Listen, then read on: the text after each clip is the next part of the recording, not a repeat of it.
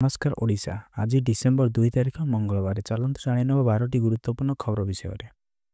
बारवाटी टी20 match पर online ticket बिक्री December 9 रे बारवाटी स्टेडियम रे भारतीय दक्षिण आफ्रिका मध्य अंतर्जातीय टी20 मैच खेल एथिपाई सोमवार प्रथम पर्यायर टिकेट बिक्री आरंभ हो। अपराह्न 2टार ऑनलाइन टिकेट बुकिंग आरंभ हो। डिस्ट्रिक्ट बाय जोमाटो ऐप एवं वेबसाइट रे लोक माने टिकेट बुक करि परिबे। थर मात्र 2000 टंकिया ऑनलाइन टिकेट रे उपलब्ध हेबो।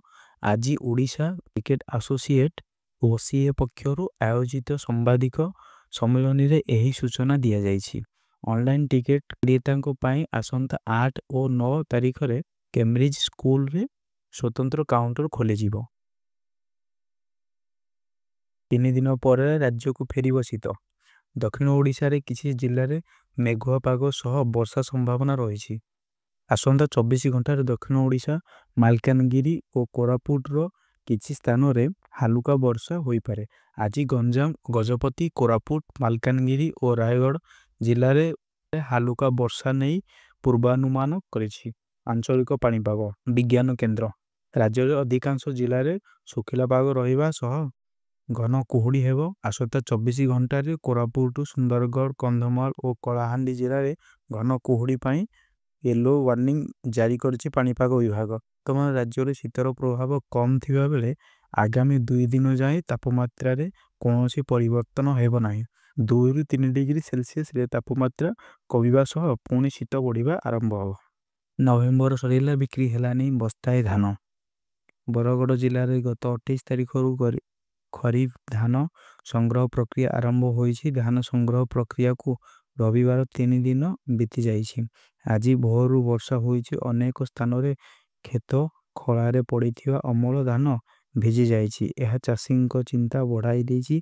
हेले जिल्ला रे ए पर्यंत धान किणा बिका स्वाभाविक होई पारि नाही। चाषी माने मंडी को धान धरी आसुछंती। बिक्री आशा नहीं सकाळु संध्या पर्यंत मंडी रे भोक उपास रे बसी रहउछंती किंतु मंडी को आनिथिबा धान बिक्री हेउ नाही एवं शेषरे चाषी को निराशारे सह घर को फेरिबा को पड़ुछि। अन्यपटे मिल मानिक सेमानक दाबी समूह पूरण न हेले धान उठाइबे नाही बोली अटल अछंती। एभଳି स्थितिरे जिला प्रशासन असहाय होई पड़िछि। स्थानीय जनप्रतिनिधिक नीरवता सबुआडे चर्चार विषय होइछि। एहाकु नेई जिलाव्यापी चाषी महलरे चाप असंतोष लागि रहिथिबा बेले निकट भविष्यतरे एक बड़ चाषी आंदोलन मुंड टेकिछि। विरोधी को मोदी को सीधा निशाना पराजय निराशरु विरोधी बाहरंतु। सोमवार संसद मौसुमी अधिवेशन आरंभ होईछि। आउ एही अधिवेशन पूर्वरु प्रधानमंत्री मोदी गणमाध्यम सहित 10 मिनिट पाई कथा होइथिले। मोदी कहिथिले एही अधिवेशन एक विकसित भारत संधान को आहुरी शक्तिशाली करिवार एक सुजोग। विरोधी दल को पराजयर निराशा को दूर करी दृढ़ प्रशंसा उठाइबा को पड़िबो। एही अधिवेशन पराजयर हताशा किंबा विजयर अहंकारर क्षेत्र हेबा उचित नुहे। नूतन पीढ़ी अभिज्ञतारू लाभ पाइबा उचित बोली मोदी कहिसंती।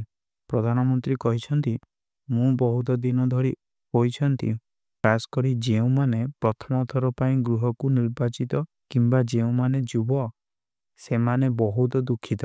सेमानकु सेमानकर क्षमता दर्शन करिवार बा सेमानक अंचलर समस्या विषय रे कहिवार सुजोग मिलु नाही। सेमाने जेउ दलर हेउ थांतु न काहेकि आमे आमर नूतन पीढ़ीर जुब सांसद को सुजोग देवा उचित। तेनु मु अनुरोध करिवि जे आमे एही जिनिस गुडी को गंभीरतारे सह नेबा। नाटक पाई बहुत स्थान अछि जे एहा करिबा को चाहंची से एहा करिबा उचित। श्रीलंका रे सामुद्रिक बात्या द्वितीयवार तांडव 300 रु ऊर्ध्व लोकों को उद्धार कलानी भारतीय वायुसेना। श्रीलंका रे तांडव रचिछि सामुद्रिक बात्या द्वितीयवार। श्रीलंकार कोटमाले अंचल रे एक विशाल भूस्खलन जोगु भारतीय वायुसेना निरंतर रिलीफ एवं उद्धार कार्य जारी रखिछि। रास्ता संपूर्ण बंद होइथिबारु एही अंचल संपूर्ण भावरे विच्छिन्न होई जाइछि। दिन सारा आईएएफ IAF ହେଲିକପ୍ଟର ଲୋକମାନଙ୍କୁ ବାହାର କରିବାରେ ଆଜି IAF 45 ଜଣ ଫସି ରହିଥିବା ଲୋକଙ୍କୁ ଉଦ୍ଧାର କରିଛି, ଯେଉଁଥିରେ 6 ଜଣ ଗୁରୁତର ଆହତ, 4 ଜଣ ଶିଶୁ ଏବଂ 12 ଜଣ ଭାରତୀୟ ନାଗରିକ ଅଛନ୍ତି। କିଟ୍ ବିଶ୍ୱବିଦ୍ୟାଳୟର ଛାତ୍ରଙ୍କ ମୃତଦେହ ଉଦ୍ଧାର। ଭୁବନେଶ୍ୱର କିଟ୍ ବିଶ୍ୱବିଦ୍ୟାଳୟର ଛାତ୍ରଙ୍କ ଝୁଲନ୍ତା ମୃତଦେହ ଉଦ୍ଧାର ହୋଇଛି। ହଷ୍ଟେଲରୁ ଛାତ୍ରଙ୍କ ମୃତଦେହକୁ ପୋଲିସ ଉଦ୍ଧାର କରିଛି। ମୃତ ଛାତ୍ର ଛତିଶଗଡ଼ର ରାହୁଲ ଯାଦବ ବୋଲି ସୂଚନା ମିଳିଛି। ସେ କମ୍ପ୍ୟୁଟର ସାଇନ୍ସର ପ୍ରଥମ ବର୍ଷର ଛାତ୍ର ଥିଲେ। ଏନେଇ ସ୍ପର୍ଶ କରିଛନ୍ତି ଏସିପି ସୋନାଲ ସିଂ ପରମାର। ଛାତ୍ର ଜଣଙ୍କ ଜୀବନ ହାରିଥିବା ସନ୍ଦେହ କରି ତଦନ୍ତ ଆରମ୍ଭ କରିଛି ଇନ୍ଫୋସିଟି ଥାନା ପୋଲିସ।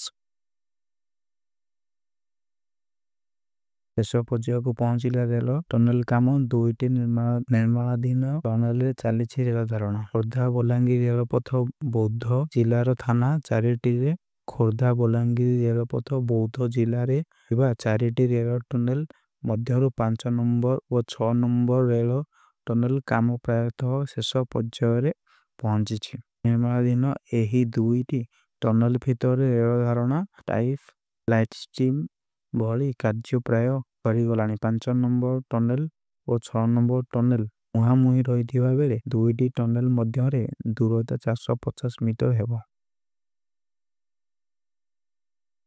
270 ସରକାରୀ ଓ ଚୁକ୍ତିଭିତ୍ତିକ କର୍ମଚାରୀ ଭିଜିଲାନ୍ସ ଦ୍ୱାରା ଗିରଫ। ଗତବର୍ଷ ଜୁନ 12ରୁ ଚଳିତ ବର୍ଷ ଡିସେମ୍ବର 21 ଯାଏଁ 270 ଗିରଫ। ବିଧାନସଭାରେ ମୁଖ୍ୟମନ୍ତ୍ରୀ ମୋହନ ଚରଣ ମାଝୀଙ୍କ ଲିଖିତ ଉତ୍ତର।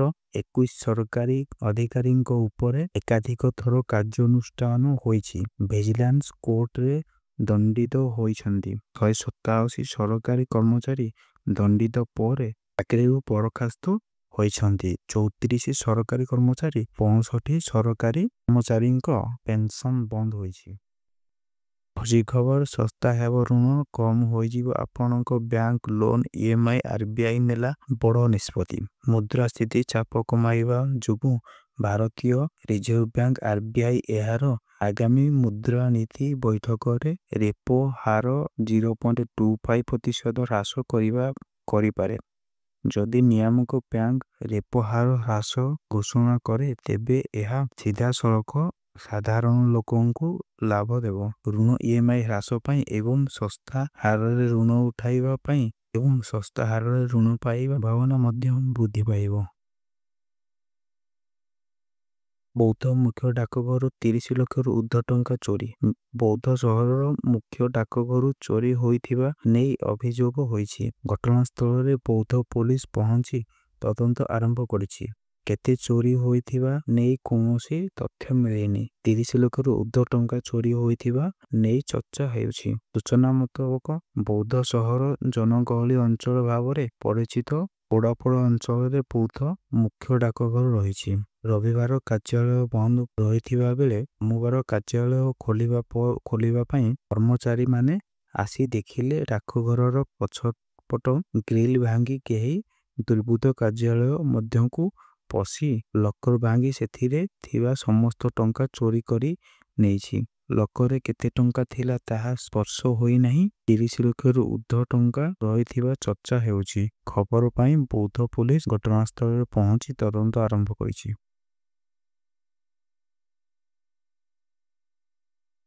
ଚେନ୍ନାଇ ଉପକୂଳରୁ 50 କିଲୋମିଟର ଦୂରରେ ଘୂର୍ଣ୍ଣିଝଡ଼ ଦିଟୋଆ ଦକ୍ଷିଣ ପଶ୍ଚିମ ବଙ୍ଗୋପସାଗରରେ ଏବଂ ଉଲଗ୍ନ ଉତ୍ତର ତାମିଲନାଡୁ ପୁଡୁଚେରୀ ଉପକୂଳରେ ହୋଇଥିବା ଗଭୀର ଅବପାତ ଗତ 6 ଘଣ୍ଟା ମଧ୍ୟରେ 3 କିଲୋମିଟର ବେଗରେ ଉତ୍ତର ଆଡ଼କୁ ଗତି କରୁଛି। ଚେନ୍ନାଇ ଉପକୂଳରୁ 50 କିଲୋମିଟର, ପୁଡୁଚେରୀଠାରେ 140 କିଲୋମିଟର, କୁଡାଲୋରଠାରୁ 160 କିଲୋମିଟର ଏବଂ ନେଲୋର ନିକଟରୁ 170 କିଲୋମିଟର ଦୂରରେ ଘୂର୍ଣ୍ଣିଝଡ଼ ଦିତୱା କେନ୍ଦ୍ରୀଭୂତ ହୋଇଛି। ଆଗାମୀ 12 ଘଣ୍ଟା ମଧ୍ୟରେ ଏହା ଦୁର୍ବଳ ହୋଇ ଅବପାତରେ ପରିଣତ ହେବାର ସମ୍ଭାବନା ରହିଛି। ଦିତୱାର ପ୍ରଭାବରେ ତିରୁଭଲ୍ଲର ଏବଂ ଚେନ୍ନାଇରେ କେତେକ ଅଞ୍ଚଳରେ ପ୍ରବଳରୁ ଅତି ପ୍ରବଳ ବର୍ଷା